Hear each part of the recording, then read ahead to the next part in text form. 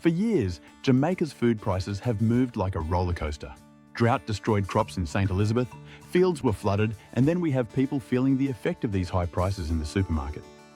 But right now, in the middle of Essex Valley, St. Elizabeth, something big just landed. A brand new $7.6 billion UK-funded agro-processing mega project. Cold rooms big enough to hold 22 full containers of food. A 24,000 square foot facility built to international standards, and a plan to support over 700 farmers across 810 hectares of land with irrigation, roads and solar power. Government is calling it a breakthrough agricultural economic zone. Backed by the Caribbean Development Bank and the United Kingdom Caribbean Infrastructure Fund, and they're saying it will finally help stabilise food prices for ordinary Jamaicans. But here's the real question. Will this Essex Valley mega farm actually cut your grocery bill? Or is it just another shiny ribbon cutting? Today, we're following the money, breaking down how this facility really works and looking at whether it can really tame Jamaica's wild food prices. Before we get into what Essex Valley is supposed to fix, we need to understand the problem. And the problem is this. Jamaica's food prices don't just go up, they swing. St. Elizabeth is one of Jamaica's key breadbasket parishes. When things are good, those fields feed Kingston, Montego Bay, Spanish Town, the whole island. Sweet pepper, tomato, melon, cabbage, onion, a lot of it comes from right here. But here's the catch. For decades, most farmers in Essex Valley have depended on rain-fed agriculture.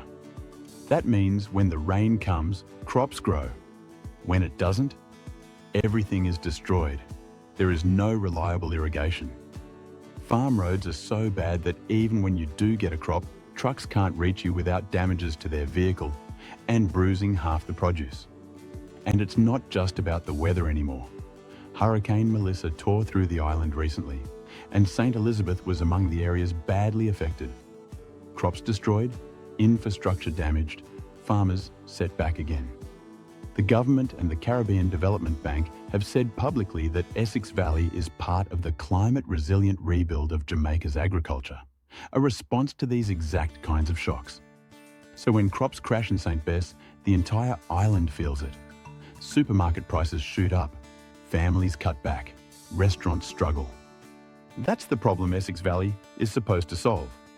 The Essex Valley Agricultural Development Project is being described by the Caribbean Development Bank as one of the most ambitious agricultural investments in Jamaica in recent years.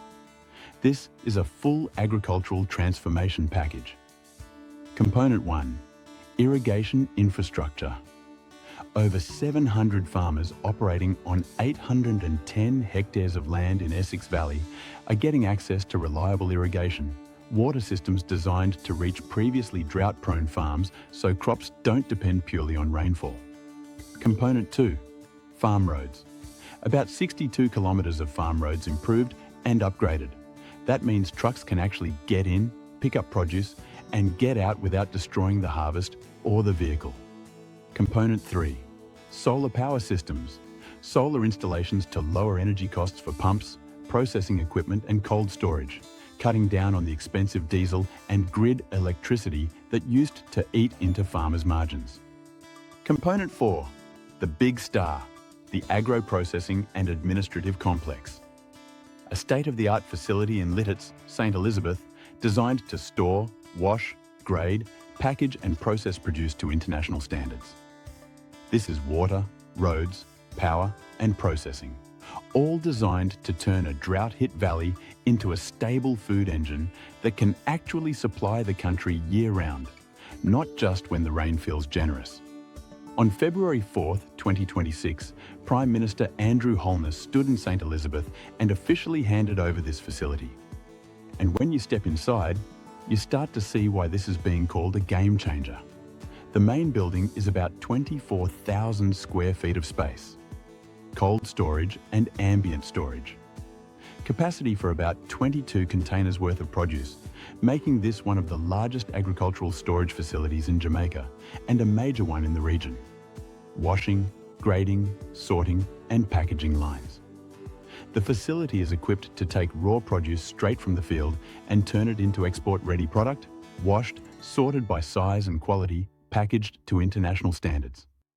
That means Essex Valley produce can now compete for contracts with supermarkets, hotel chains, and international buyers who demand consistency and food safety standards. Processing lines for value-added products. But it doesn't stop at fresh produce.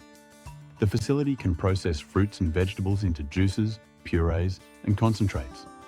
Prime Minister Holness framed it like this during the handover. The goal is to manage the dramatic swings in crop output that send prices soaring one season and crashing the next, by giving farmers storage and processing close to where the food is actually grown. The question is whether it becomes reality. You keep hearing $7.6 billion thrown around. But where did that money actually come from? The core of the Essex Valley Agricultural Development Project was financed through a £35.5 million grant from the United Kingdom Caribbean Infrastructure Fund, or UKCEF. That grant is administered by the Caribbean Development Bank, and it's important to note this is grant funding, not a loan Jamaica has to pay back. On top of that, the Caribbean Development Bank provided a US $26.1 million loan from its Special Development Fund to the Government of Jamaica to support the wider project. The Government of Jamaica also put in counterpart funds and covered additional capital works around the facility. According to the Ministry of Agriculture, Fisheries and Mining, when you add everything up, the UK grant, the CDB loan, Jamaica's contribution, and the surrounding infrastructure, the full complex cost comes to around $9.4 billion. And here's the geopolitical angle. The UK putting this kind of grant money into Jamaica's agriculture, working through the CDB, shows how post-Brexit Britain is trying to maintain influence and goodwill in the Caribbean.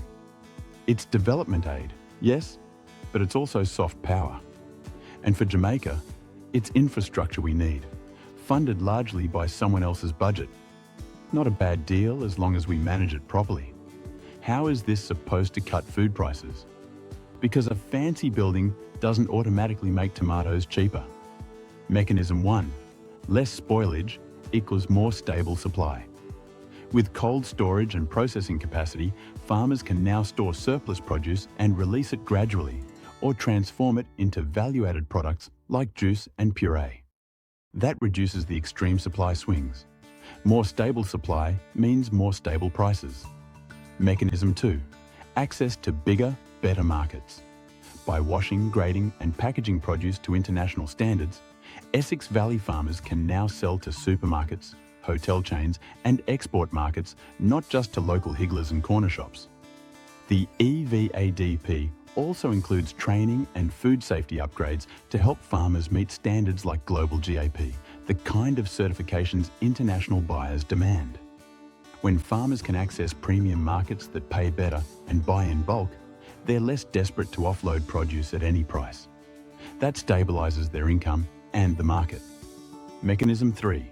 Integrated logistics. The agricultural economic zone puts everything in one hub. Irrigation so crops actually grow consistently. Farm roads so produce moves efficiently. Processing and storage on site. And key government agencies like Agro-Invest, the National Irrigation Commission and RADA all working together in the same space. That cuts down on inefficiencies, the time wasted, the fuel burned, the produce bruised in transit that drive up costs throughout the supply chain. Mechanism 4. Climate resilience. With solar power, modern infrastructure, and hurricane-resistant design, this facility is built to keep operating even after climate shocks like Hurricane Melissa.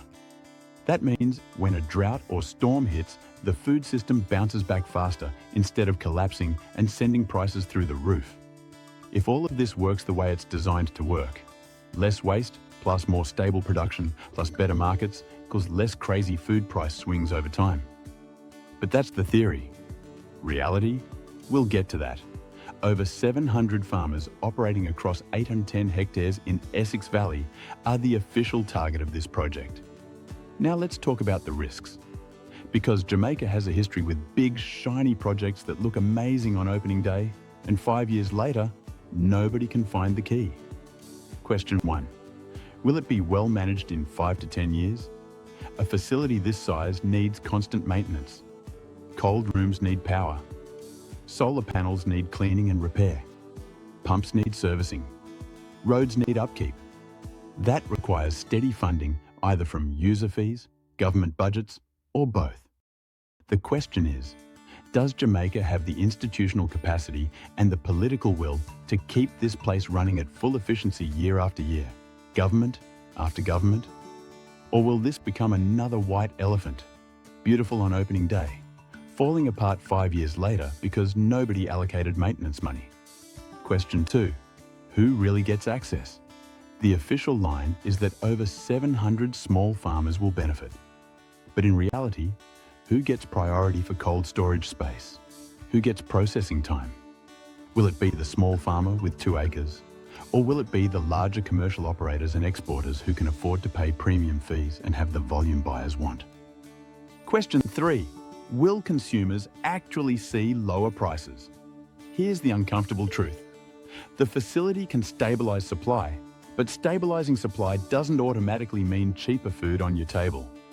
If the middlemen, distributors, and retailers keep their wide profit margins, then the savings from less spoilage and better logistics might never reach you. The gains could just sit somewhere in the value chain while you're still paying $800 a pound for tomato. Question 4. Can this model be replicated? The government has already said they want to replicate this hub model across the island, similar facilities in other parishes. Copying the building is easy. You pour concrete, install equipment, cut a ribbon.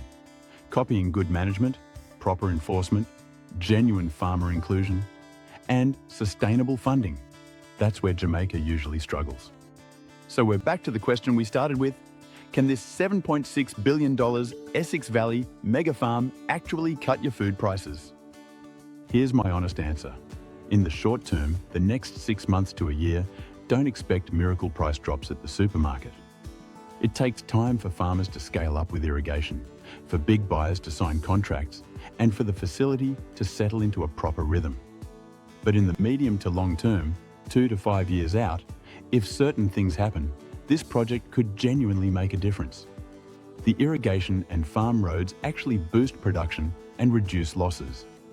The cold storage and processing facilities are fully used, not sitting half empty because of access barriers or poor management. Big buyers, supermarkets, hotels, export companies sign long-term contracts that give farmers stable demand and stable prices. And the government maintains the facility and keeps the surrounding infrastructure functional year after year. Then, Essex Valley can definitely smooth out the supply swings that cause those wild price spikes. It can put downward pressure on the worst price increases by keeping supply more consistent. This mega farm could be the template that finally gives Jamaica a food system built on storage, processing, and real market power, not just prayers for rain. I want to hear from you. If you're from St. Elizabeth, or if you farm in Essex Valley, are you seeing any changes yet? Drop your experience in the comments. And if this breakdown helped you understand what's really going on with Essex Valley, hit that like button, share this video with someone who needs to see it, and subscribe so you don't miss the next one. Until then, stay informed, stay critical, and let's keep exposing what's really happening in Jamaica.